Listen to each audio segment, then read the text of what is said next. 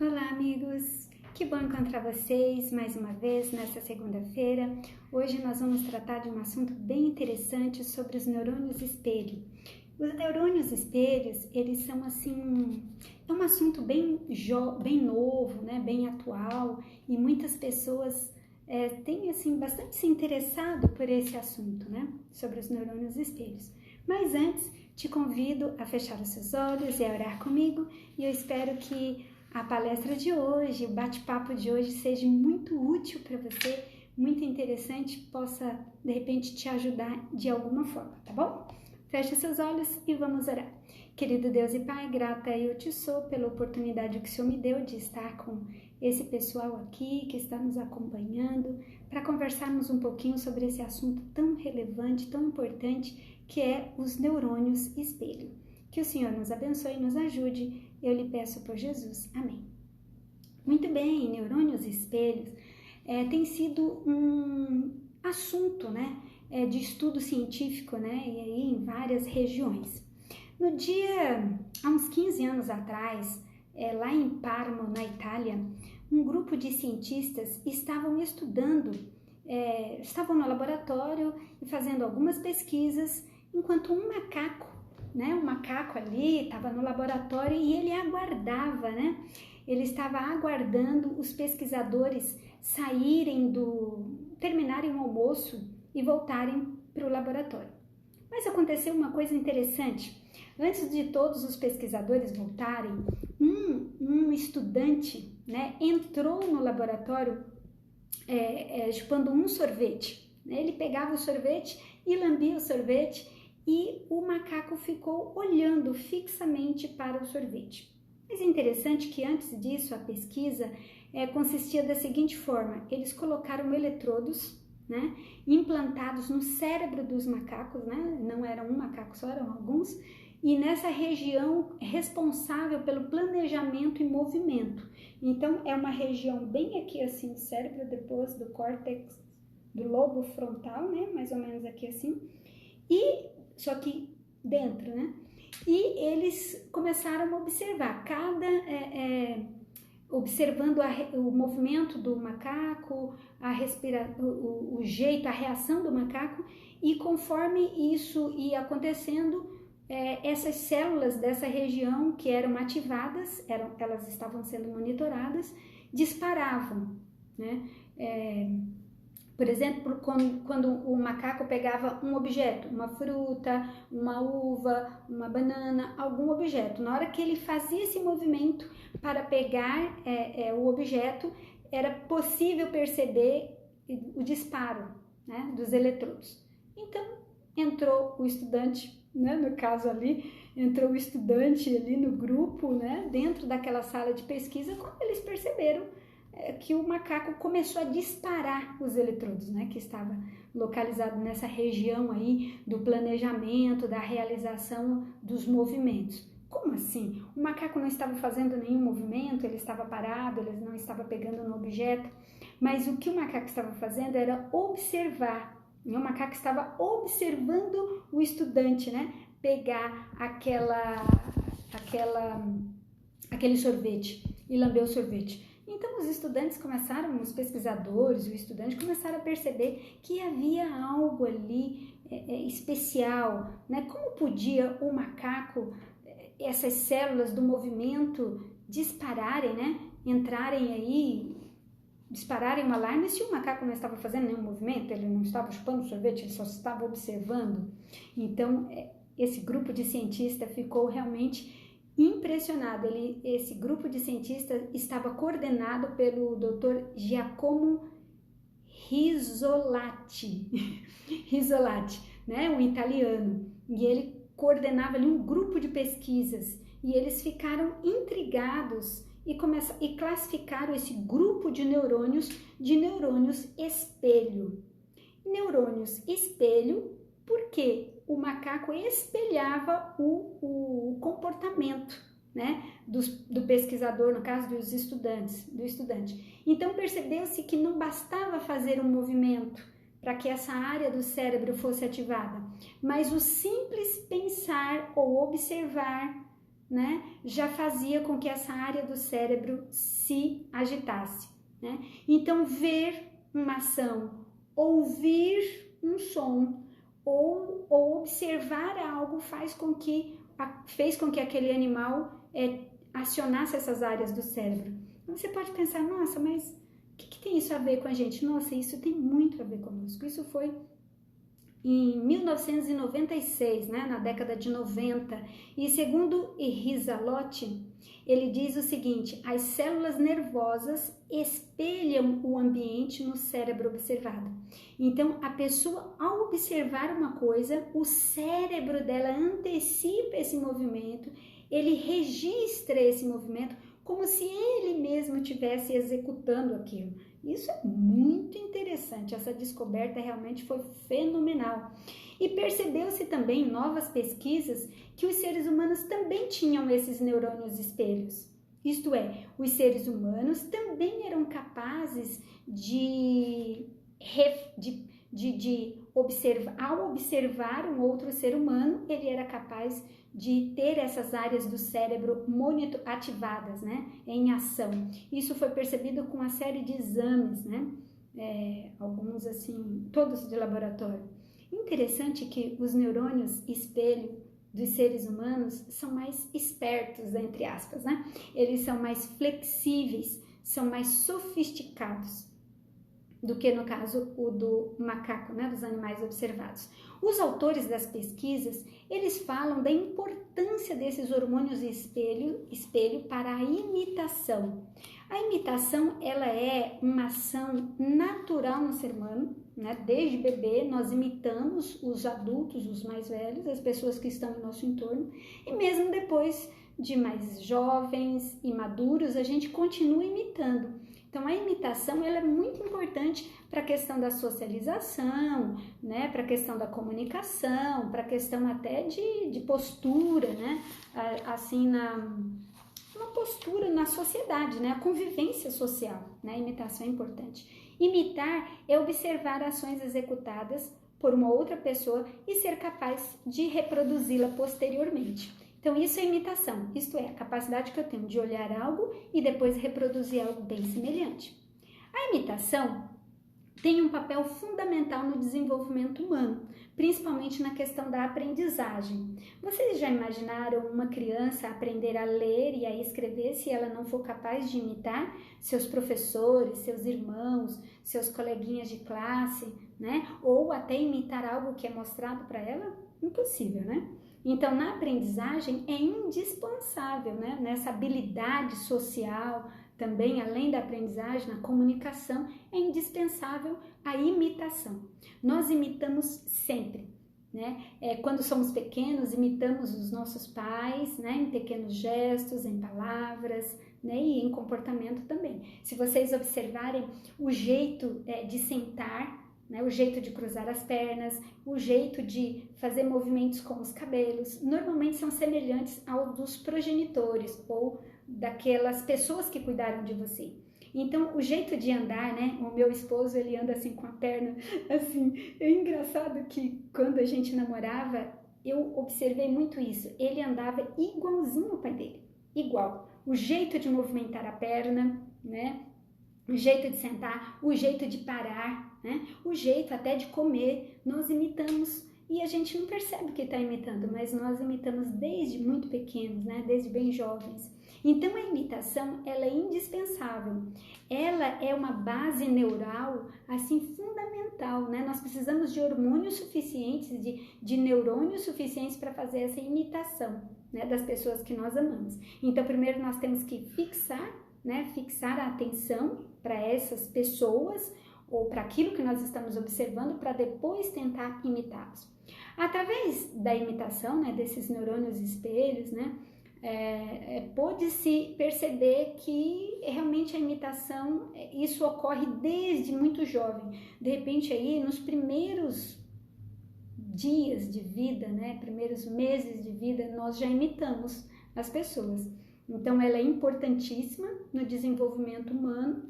Então, nós aprendemos a fazer atividades como lavar louça, passar, né? Até mesmo pegar uma menina, né? Pega uma bonequinha e balança porque ela viu a mãe balançando o irmãozinho, né? Bebê.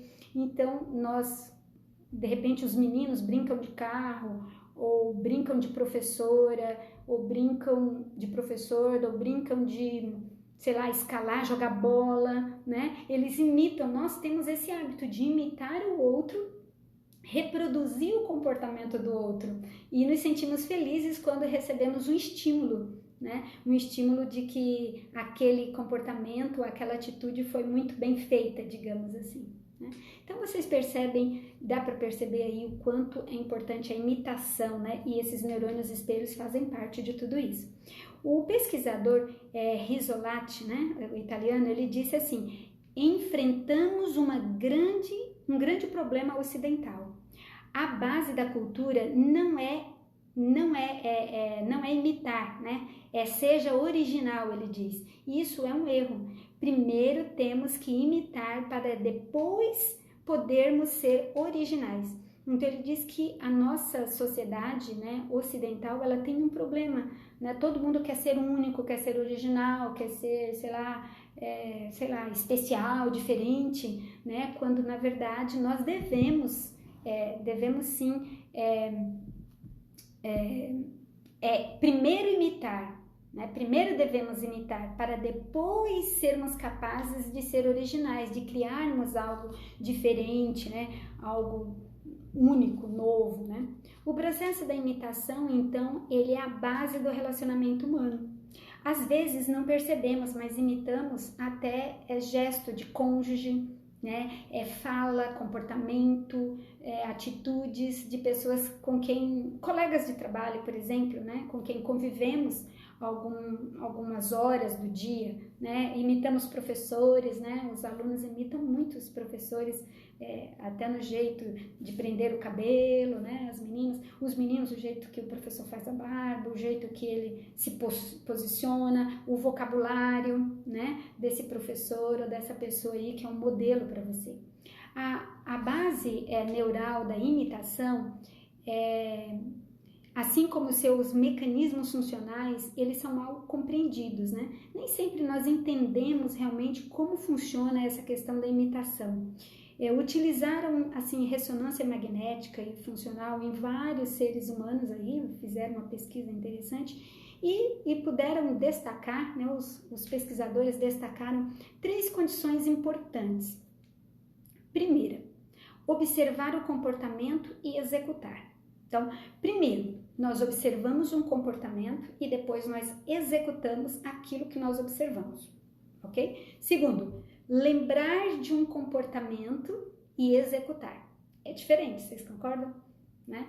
Então, primeiro, você olha alguém fazer e aí você faz igual, né? Levanta a mão direita, levanta a mão esquerda, mão na cabeça, mão no ombro, mão na barriga. Então, isso que se faz com crianças e, é claro, coisas mais sofisticadas como dançar, observando alguém, fazer exercícios físicos, né? Observando o professor, né? Fazer uma coreografia.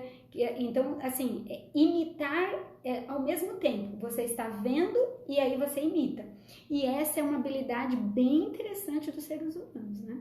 Bem assim, digamos assim, pode ser algo bem mais simples, um movimento bem simples, até movimentos mais complexos, né? Como, por exemplo, você está numa piscina e o professor começa a dar aula, faça movimentos assim, ou na academia, né? Faça isso, conforme a música. E aí você fica todo perdido, como que eu faço, né? Por onde eu começo, né? Como que eu faço esse movimento? Você fica desorientado. Então, esse processo de imitação, né, ele exige uma ativação desses neurônios espelhos para a gente conseguir fazer. Segunda coisa que os pesquisadores levantaram, né, segunda observação deles, é que nós, né, podemos observar algo e depois de um tempo reproduzir aquilo que nós lembramos daquele comportamento. Então, por exemplo, pule estrelinha ou faça uma dancinha, né? Alguma coisa aí, um gesto, e às vezes nós conseguimos fazer, né? Só lembrando de como nós fizemos no passado, né? Até mesmo, por exemplo, dirigir. né? Você dirige um carro, depois de muito tempo sem dirigir, você pode ficar sem dirigir, sei lá, por alguma situação especial, 1 mês, 2 meses, 1 ano. Na hora que você volta a pegar o carro, não precisa ninguém mostrar para você como dirige, o seu cérebro recorda, né?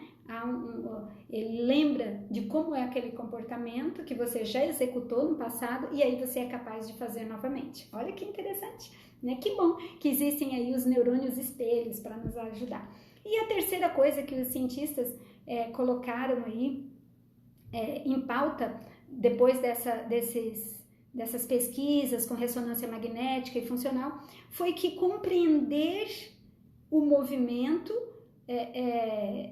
e executar o comportamento. Então, assim, há crianças que executam o movimento, mas não compreendem o que estão fazendo. E o neurônio espelho, ele também ajuda nessa questão. Então, reproduzir exatamente o que está sendo visto, reproduzir um comportamento que ele já fez no passado e não está vendo no momento, e também compreender o movimento que está sendo executado, né? Então, compreender o que é aquele movimento, entende? Porque às vezes você olha e você não entende direito. Então, quando você observa bastante, e isso exige uma certa maturidade, um certo repertório, né? Memória, exige experiência, você entende aquele movimento. Você pode pensar, tá, mas o macaco, digamos que o macaco lá no laboratório nunca tinha visto um sorvete. Então, como que ele entendeu que aquilo era bom e que ele queria o sorvete se ele nunca viu? Provavelmente, ele já tinha observado que ao levar à boca alguma coisa, sente-se um sabor gostoso, né? Então, ele já comia frutas, então ele sabia que levando para a boca alguma coisa era possível ter um sabor, sentir algo. E outra coisa também é que os cientistas perceberam que ao observarmos alguém fazer algo, a gente interpreta a linguagem corporal. Então é possível que aquele macaco tenha entendido, percebido no rosto do estudante o prazer que ele estava sentindo ao chupar aquele sorvete italiano, que devia ser uma delícia, né? Então, através do feedback, os cientistas perceberam que não precisamos realizar algumas atividades, mas basta lembrar de algumas atividades que o nosso cérebro identifica ela dentro dos arquivos da nossa mente. Então, se você lembrar que você andou de bicicleta, o seu cérebro ativa essas áreas do movimento de andar de bicicleta sem que você precise andar de bicicleta ou ver alguém andar de bicicleta. Se você já andou, entende? Então, esse biofeedback, né, é como se ativa essas áreas do cérebro, né, porque você já ativou em algum momento no passado, ok? Então, a imitação é um fenômeno unitário, é um fenômeno fantástico e que nós usamos muito na educação das crianças, dos filhos, e assim, a psicologia comportamental usa a imitação também. Os professores, a educação, né, usa muito a imitação, e nós vamos ver aqui no final do nosso bate-papo de hoje que a Bíblia também fala de imitação, né? Jesus também fala sobre imitar, né? Então, a imitação, ela é um fenômeno que não é unitário, ela existe uma série de coisas para se fazer a imitação, esse fenômeno. Por exemplo, habilidade de copiar ações elementares. Então, imitar pode ser de acordo com a idade cognitiva, com o desenvolvimento cognitivo e neural do indivíduo, ele só consegue imitar movimentos simples, né? Diretos, objetivos, né? Porque as sinapses daquele indivíduo são, digamos, ainda simples, né? Não são tão complexas e não tão ricas. Não existem tantos caminhos neurais, né, para ele fazer atividades complicadas. Se você pegar um bebê e dizer para ele, sei lá, pule amarelinho, ele não vai pular, porque ele não tem ainda essa habilidade, mesmo que ele observe você, porque ele ainda não tem uma maturidade neural, né? É muito simples ainda as sinapses dele. Quer dizer, são complexas, é claro, tudo é complexo no ser humano, mas exige muito mais para poder pular uma amarelinha, dirigir.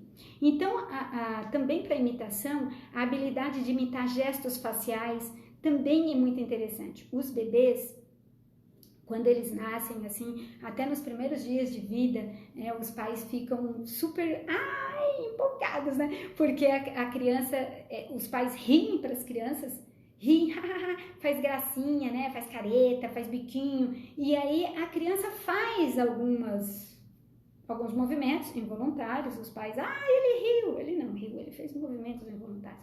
Mas o bebê consegue entender se aquele adulto está bravo, se ele está feliz. Então, o bebê, ele entende que se você fechar a cara, né, e se você sorrir, ele percebe essas diferenças nos músculos faciais.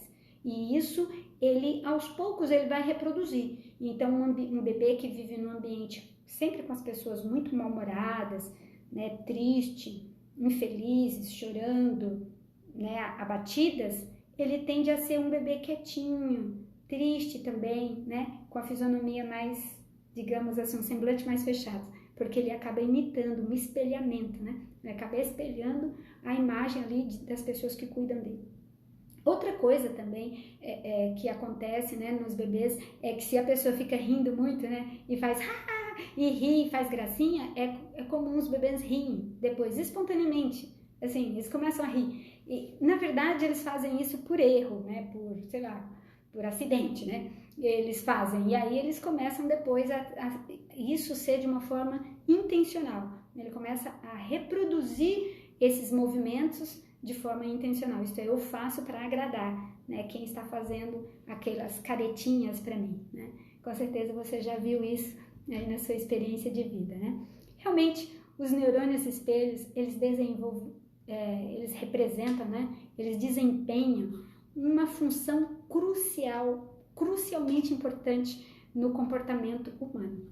Então, nós realmente precisamos muito dos neurônios espelhos para sermos pessoas mais ajustadas socialmente, mais felizes, mais comunicativas e por que não até mais ativas, né? Mais assim, bem-sucedidas, né? Nas atividades físicas ou laboriais. Lembrando então que os neurônios espelhos eles são ativados sempre que nós observamos uma ação. Observamos, ouvimos, né? E lembramos. Quando você olha uma coisa, a base de tudo é o olhar. Quando você olha uma coisa, uma ação, é comum você reproduzir aquilo. E quando você, digamos assim, você ouve, por exemplo, você ouve uma música, né? E essa música, você lembra de algo, ou você lembra de algo que você já viu com aquela música, ou a própria música faz o seu corpo, digamos assim, se mexer. Tem música que são calminhas e que faz você relaxar, descansar, e tem música que mexe com as emoções, né? Então, é interessante, nós vamos falar um pouquinho sobre as emoções e o neurônio espelho também. Mas, como a gente viu, o espelhamento, ele não depende apenas da memória, né? Tem gente que pensa assim, então quem tem problema de memória, quem teve perda de memória, um acidente, ou, sei lá, com a velhice, né? A pessoa, então, ela não tem mais o neurônio espelho? Olha, os neurônios espelhos não usam apenas a memória. Lembre-se que existe a memória muscular, né? Quer dizer, você faz uma atividade repetitiva, né? De forma repetitiva, várias vezes, chega um momento que você faz tem aquele comportamento, aquilo se torna um hábito, né? Como, por exemplo, dirigir, né? Você dirige, depois de alguns meses, né, dirigindo constantemente, você não fica pensando, vou passar a primeira, vou pôr a marcha ré, você não fica dizendo para você mesma, ou pensando, ou olhando ali o que você está fazendo, porque isso já foi internalizado. Existe uma memória muscular, né? Como escovar dentes, como se limpar, são coisas que a gente faz com tanta frequência, né? Se você parar para pensar, você toma banho na sequência, né? Primeiro faz isso, depois aquilo, na sequência do que você aprendeu. Então, seus pais, sua mãe, né? Os progenitores ou os cuidadores fizeram tanto um comportamento com você que você depois reproduz esse comportamento sem precisar nem lembrar daquilo, faz de forma automática. Olha que interessante esse assunto, né? Então, o movimento corporal mais complexo, né, no ser humano, ele exige mais, assim, sinapses, né, mais, digamos assim, ativação, né, de várias partes do cérebro. Para fazer um movimento mais complexo, por exemplo, como dirigir, são várias áreas do cérebro que são ativadas, né?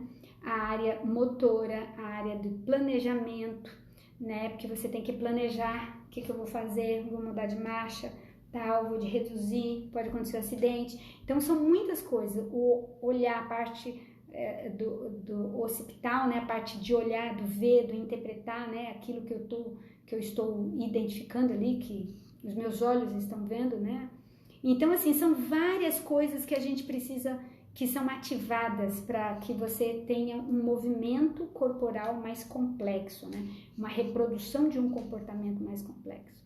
Então, na verdade, os nossos músculos, né, eles respondem a esse neurônio, esses neurônios espelho, inconsciente ou até consciente.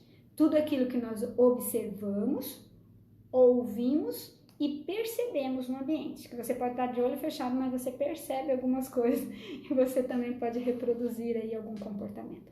Por exemplo, um bebê que vê sua mãe chorando, tá? Então, digamos aí, um bebê vê a mãe chorando. Então, ele olha para os músculos da mãe, ele identifica os músculos, o olhar, a sobrancelha, a testa, a boca, né? Os olhos, as lágrimas, né? Então, a criança, ela entende o que está acontecendo. A mãe está chorando, é um fenômeno, né? A mãe está chorando, aquele comportamento ali, e ele entende por que ela está chorando, provavelmente porque ela está triste, né? E o que é chorar. Então, ela entende o que é chorar quando ela vê a lágrima sair ou o soluço, entende? Então, a criança, ela sente também aquilo e ela começa a perceber que aquilo não é legal, aquilo não é tão gostoso, aquilo é ruim, aquilo é difícil, ela sente que aquilo é pesado. Então, a criança identifica. Então, olha só, ela imita, né? Ela vê a intenção daquela mãe, qual é a intenção, né, daquela mãe ao fazer aquilo, a intenção, a parte social da mãe, quer dizer, qual o significado social. Chorar não é bom, chorar é ruim, no caso ali, a mãe está triste, a gente pode chorar de felicidade, é claro, né? Todo mundo pode, deve chorar, né? Chorar é uma emoção, mas assim, o bebê entende que a mãe, digamos assim, não está bem, e a intenção social, o significado social daquilo, do choro, né? Quer dizer, algo ruim, desconfortável, né? E também entende a emoção que vai por trás daquele sair lágrimas, daquele soluço, que é a tristeza, né? O peso, né, daquela mãe. Olha só quanta coisa o bebê começa a aprender com um simples choro da mãe. Outro exemplo, por exemplo, é o filho observar um pai a ler um livro, por exemplo. O pai está sentado, né? Então aí o pai está sentado lendo um livro e a criança olha o pai vê o livro. É possível que ele também pegue um papelzinho, né? E comece a ler o papelzinho, né? Olhar, fazer de conta que ele está lendo também. Então, ele vê a postura, como que o pai senta para ler. Ele vê a posição do livro, né? Que o livro tem que estar próximo aos olhos. Ninguém lê um livro assim, ninguém lê o livro virado de cabeça para baixo. Então, a criança, ela começa a entender a postura, compreender a posição do livro, o som das palavras que o pai está lendo, né? Ele não entende tudo, se ele é muito pequenininho, mas ele começa a entender que ali, ele olhando alguma coisa ali, algum símbolo, ele fala alguma coisa, quer dizer, está dizendo alguma coisa, tudo aquilo. E também a criança começa a imitar essa leitura, né? Às vezes é comum pessoas que leem, por exemplo, a Bíblia para os bebês, e os bebês começam né, falar sílabas, vogais, né, fazer barulhos, como se ele também estivesse lendo, imitando, né? Na cabeça dele ele está vendo, ele está imitando, né? E também o significado do ler, né? O que significa ler? Significa ser mais adulto, ser capaz de interpretar algumas coisas, né?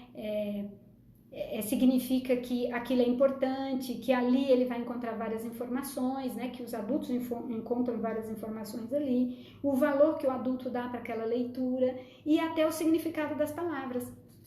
Quando, por exemplo, você vai contar uma história para uma criança e aí você fala de um pai, aí fala grosso, aí você tá lendo e fala, e a mãe falou bem fininho pro filhinho, né? Então, assim, a criança, ela entende né, a voz, né, o tom da voz, o jeito, então ela começa a ler a leitura que está sendo feita. Olha que interessante. Então, gente, neurônio espelho é bem interessante, assim, uma coisa curiosa, né, que vale a pena a gente realmente continuar estudando. Então, as observações, né, que esses pesquisadores fizeram são bem interessantes, são nas regiões do cérebro, normalmente fica aqui atrás, né, do lobo frontal, fica mais para dentro, né, dentro e aqui e para dentro.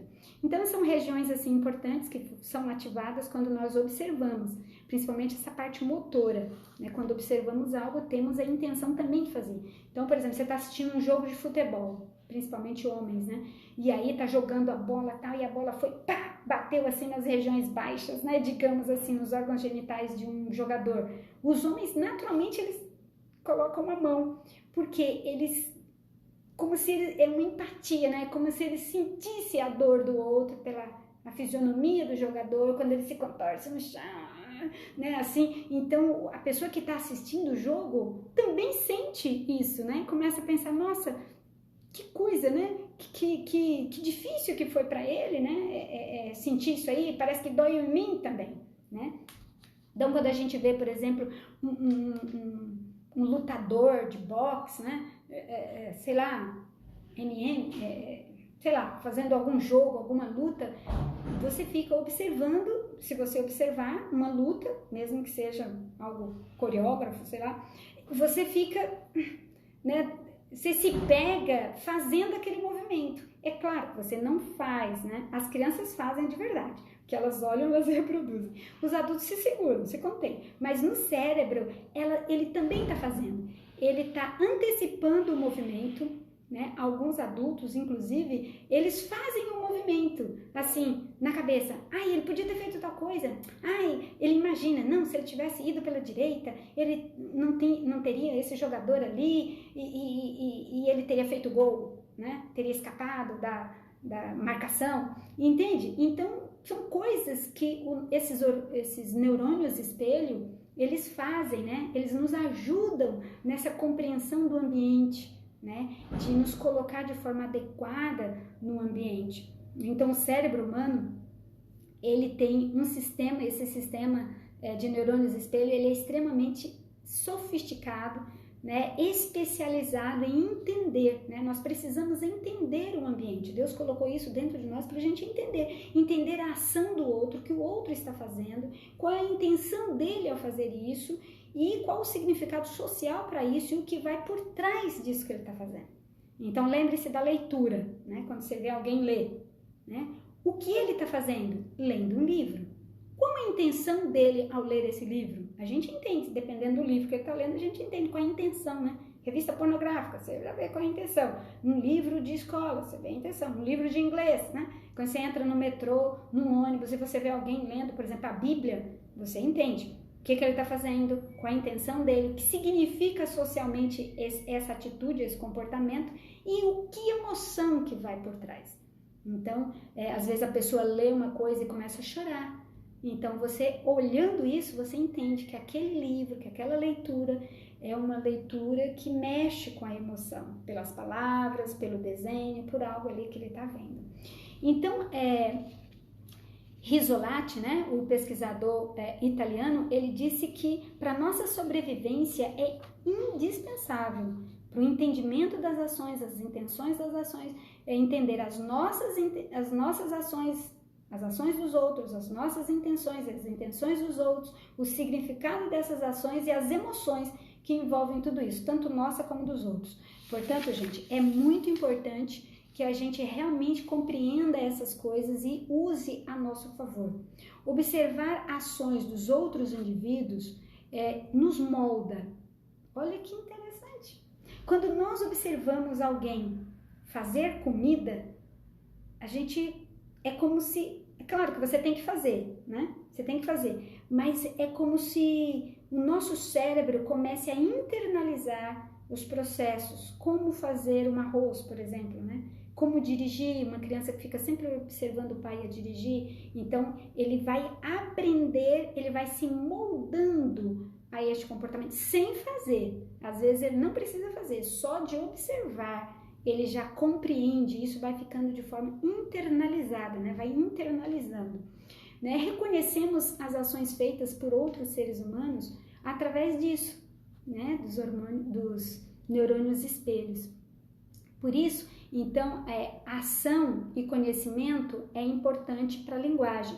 Quando a gente observa alguém falando, né? Quando a gente ouve alguém falando, a gente tende a reproduzir. Isso também ativa alguns neurônios espelhos. Os neurônios espelhos estão em várias partes do cérebro, principalmente em algumas regiões, mas estão não só nas motoras, também na linguagem. Então, por exemplo, você começa a falar mamã, mamã, mamã, mamã, daqui a pouco a criança fala mamãe, né? Se você fala papai, papai, olha o papai, daqui a pouco a criança fala papai. O que é isso? É reproduzir uma ação, né? Reproduzir uma fala, um som que você fez, né? De tanto você ouvir alguma coisa, como por exemplo aprender inglês, né?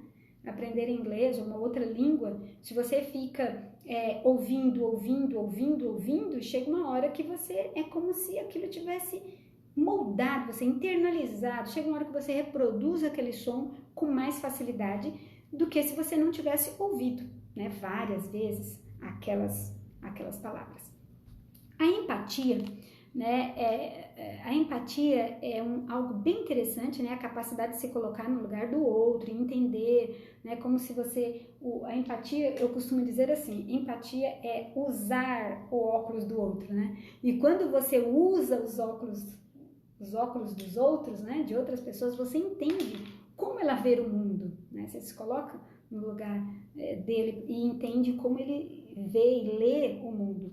Então, a empatia, ela é necessária, os neurônios espelhos, né? Os neurônios espelhos são necessários para a gente entender, né?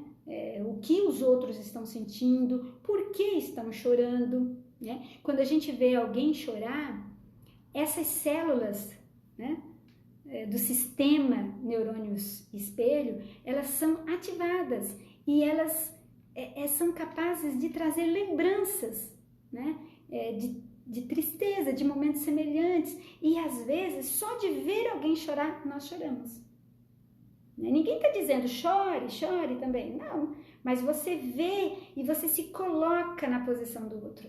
Alguns de vocês com certeza já foram em velórios, ou já foram em cemitérios, em enterros, e às vezes ao chegar ali, às vezes a pessoa, eu sou um conhecido, digamos, você não tem aquele amor, afeto pela pessoa que faleceu, mas você conhece alguém que está lá, digamos que é o pai, ou a mãe, ou um irmão, um parente de um amigo seu. Você nem conhece aquele parente, mas se ele é seu amigo, ao vê-lo chorar, essas células, né, que são do espelhamento, nessas células aí, neurônios espelho, começam também a fazer com que você chore, né? Você começa a sentir um mal-estar, uma tristeza, e ao observar o outro você começa também a chorar, às vezes até escorre lágrimas, e você sente a dor do outro, você sente o sofrimento do outro.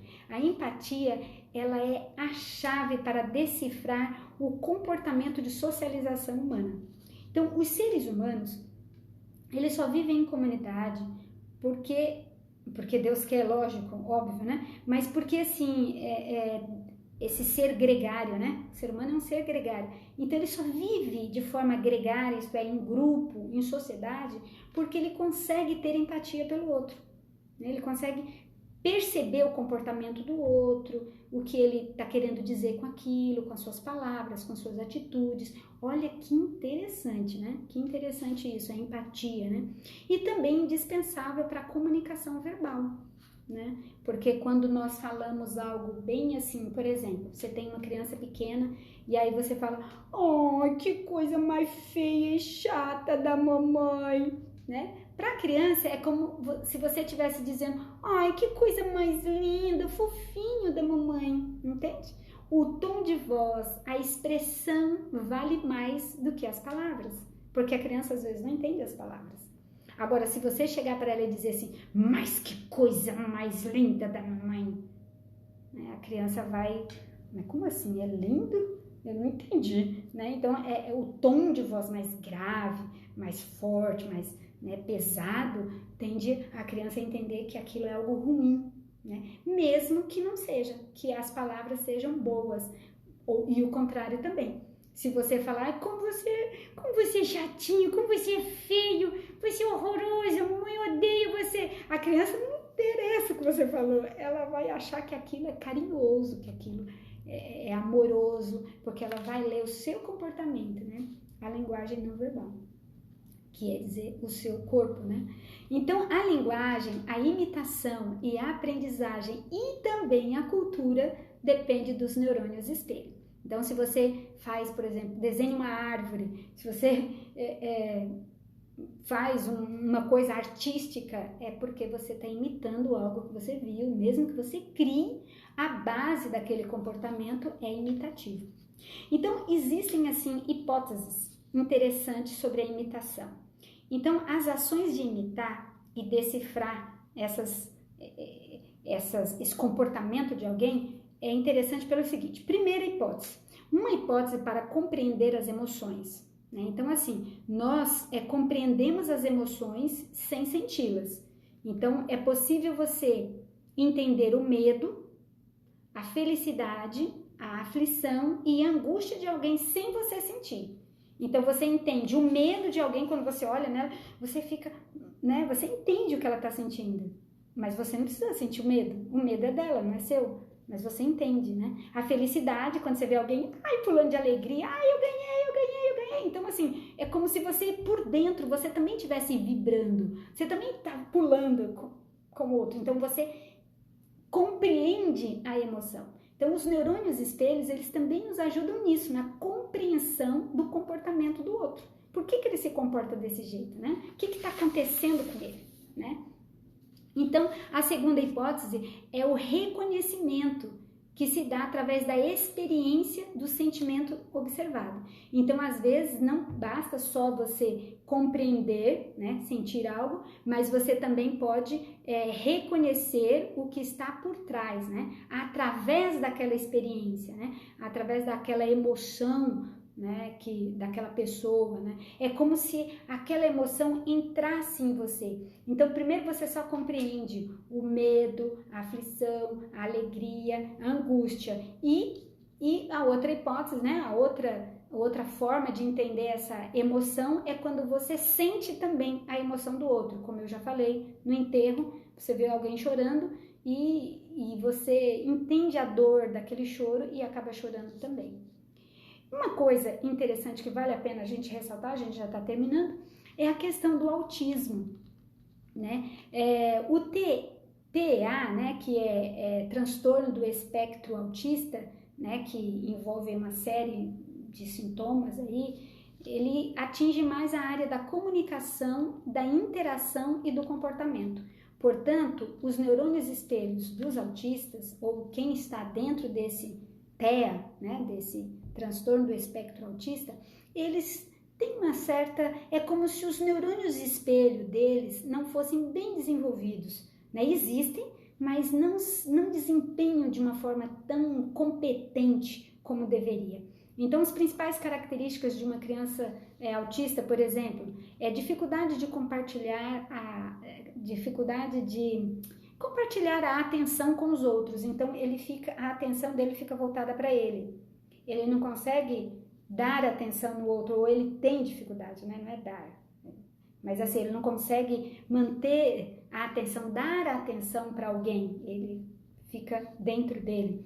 E isso ocorre muito porque lembra dos neurônios espelhos. Quer dizer, eu tenho que conseguir, né, observar o outro, me importar com o outro para poder reproduzir, para poder interagir com ele. Outra dificuldade do autista é reagir de forma harmônica, né, com as emoções dos outros. Então, se alguém está chorando, ele tem essa dificuldade, porque se os neurônios espelho dele não funcionam bem, ele não vai sentir nada quando alguém está chorando. É claro, existem outras patologias psiquiátricas graves que também não sentem isso aqui, né? Mas eu estou dizendo no caso do autista, né? Dificuldades de identificar o rosto, né? E compreender e os comportamentos sociais. Então, o autista ele tem uma certa dificuldade de olhar no rosto e entender o que a pessoa está sentindo, de interpretar o que ela está sentindo. E também comportamentos sociais, né? Porque é quando eu estou em público, como eu devo me comportar, quando eu estou com alguém, quando eu estou com um professor, quando eu estou... Sabe, o autista ele tem uma certa dificuldade para isso, né? Então, as crianças autistas, elas têm dificuldades de expressar, de compreender, de imitar os sentimentos, como, por exemplo, medo, alegria, tristeza de outras pessoas, exatamente porque os neurônios espelhos não funcionam bem, não estão tão desenvolvidos, né? Há uma falha nesse sistema, não é tão compatível, né, o quadro. A imitação, então, é um mecanismo inato, né, como a gente já falou, mas que os autistas têm uma certa dificuldade. Né? E o autismo, a gente sabe que é um bloqueio no desenvolvimento de causas neurobiológicas, é claro, mas assim, ainda se estuda muito sobre o autismo, a origem do autismo, como surge, por quê e tal, mas assim, ele tem uma tendência, o autista, a se isolar, a ficar mais retraído, né, isolado, exatamente porque ele tem certa dificuldade, né, de entender o outro, de falar com o outro, de se expressar, né, de compreender as questões sociais, né, o comportamento social, né, a manifestação social e até a comunicação também. Não tem cura, mas pode ser super tratado, digamos assim, amenizar os sintomas quando se faz um atendimento, um acompanhamento bem de perto, né, com estimulação, estimulando essa criança, né, ou essa pessoa, né, e porque não é só criança que tem, mas assim, é interessante observar bem essa questão aí dos neurônios espelhos nos autistas, né, por isso é importante você reproduzir para o autista ver, né, mostrar como que é, falar, mesmo que aparentemente ele não esteja vendo ou ouvindo você, né? Mesmo que ele não esteja vendo ou ouvindo você, é importante que você faça isso para ele observar, né?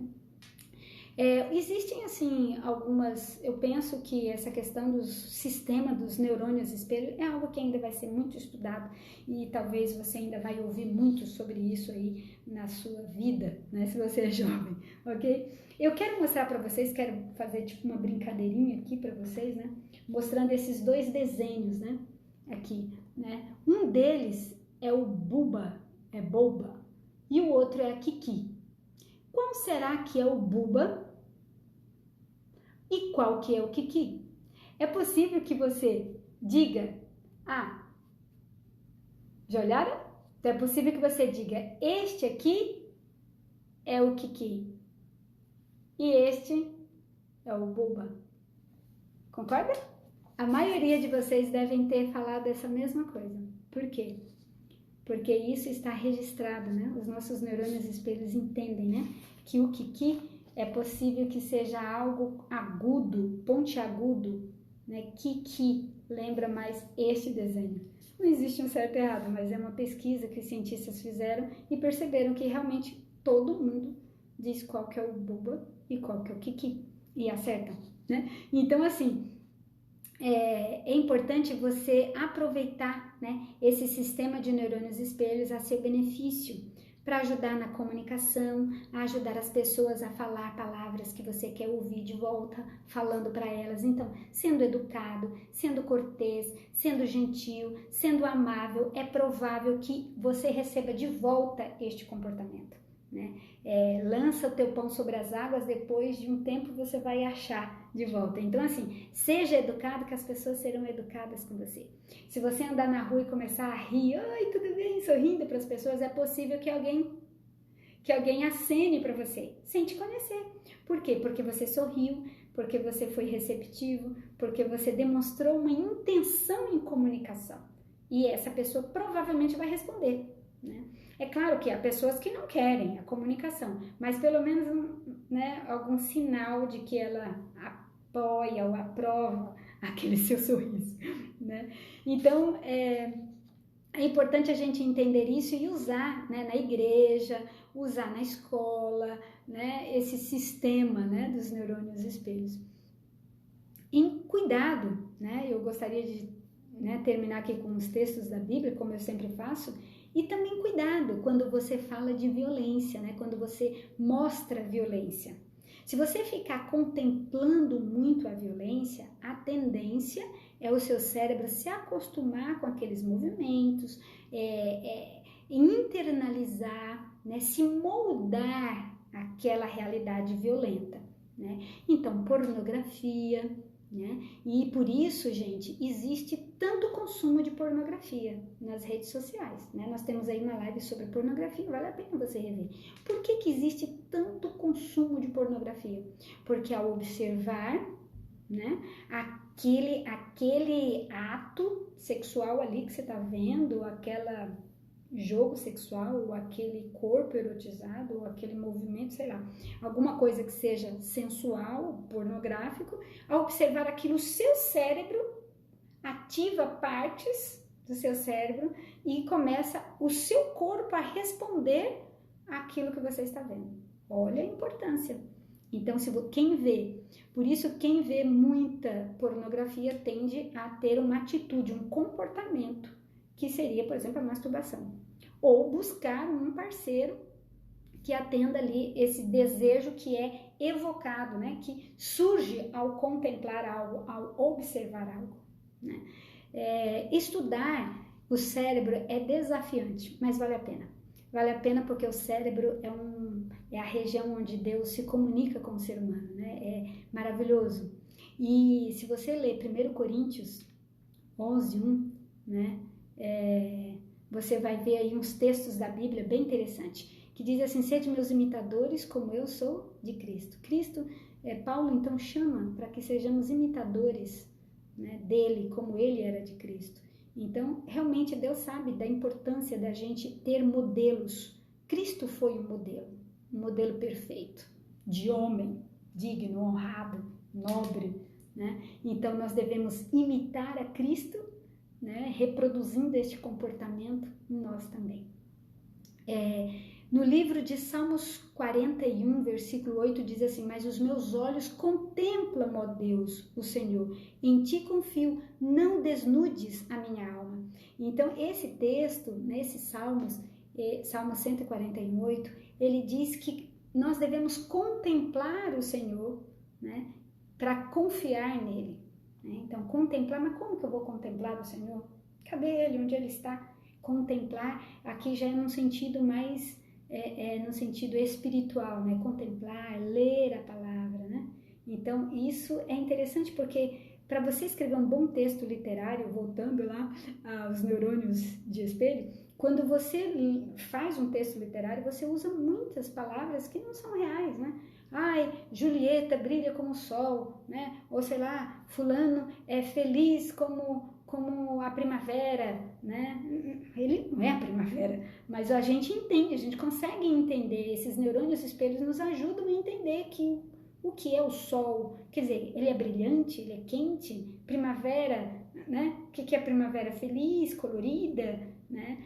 Entendeu? Então, esses textos, assim, é interessante, né? Cristo quer que a gente contemple com o coração, com a fé, né? Com os pensamentos, né? Contemplá-lo, né? Ouvir, ver o que ele fez por você, e isso vai te deixar mais fortalecido, né? São João, o livro de João 12:45 diz: e quem me vê, Jesus dizendo, quem me vê a mim, vê aquele que me enviou. Então, quem vê a Jesus vê o Pai, né? Então é interessante, né? Ele mostra ali que, olha, eu sou igual ao meu Pai, né? Eu vim aqui para revelar o Pai para vocês, né? Então, se vocês me olharem, vocês verão meu Pai. Sede meus, me imitem, que vocês vão imitar a Cristo, né? Vão estar seguindo a Cristo, né?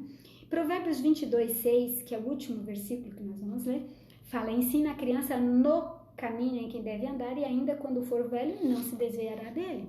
Então esse texto mostra que a gente deve ensinar as crianças a andar no caminho, mostrando você, sendo um modelo para elas, né? E aí você vai perceber que mesmo um dia, se ela se desviar, ela sempre vai voltar para este caminho, né? Que ela aprendeu na infância, porque ficou registrado na memória, ficou registrado, né? Os neurônios espelhos, quando você falar do caminho, ele vai, né, ouvir uma música, ele vai se recordar, vai lembrar do tempo em que ele esteve na igreja, o tempo em que ele foi feliz com os irmãos da igreja, as emoções, as alegrias que ele teve ali. O cérebro vai recordar de tudo isso e vai levá-lo a um comportamento, isto é, voltar para a igreja ou voltar para o caminho que ele aprendeu na infância e na adolescência. Que Deus abençoe você. Foi muito gostoso conversar sobre isso. Eu sei que alguns podem pensar, esse assunto é um pouco difícil, mas é difícil assim a teoria, mas a prática, a gente vive isso, né? Na verdade, os cientistas apenas descobriram algo que nós já sentimos, já vivemos e já praticamos, tá ok? Que Deus te abençoe, que Deus esteja com você e aguardo você na próxima segunda-feira. Nós teremos aí dois momentos especiais com uma grande amiga, Renata Bertagnoli Donadelli. Ela gravou comigo, uma fonoaudióloga. Nós vamos gravar, né? Vamos ter aí 2 momentos especiais. Nós vamos lançar aí na próxima segunda-feira. 2 momentos com uma fonoaudióloga, acho que vale a pena, você vai gostar muito, principalmente aqueles que são pais e mães ou cuidadores de crianças e adolescentes, tá bom? Que Deus abençoe você. Espero você na próxima segunda.